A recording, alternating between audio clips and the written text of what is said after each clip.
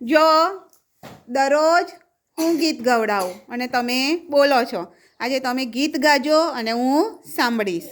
બરાબર? ચલો પપ્પા રે પપ્પાવાળું ગીત ગાજો. હા, ચલો.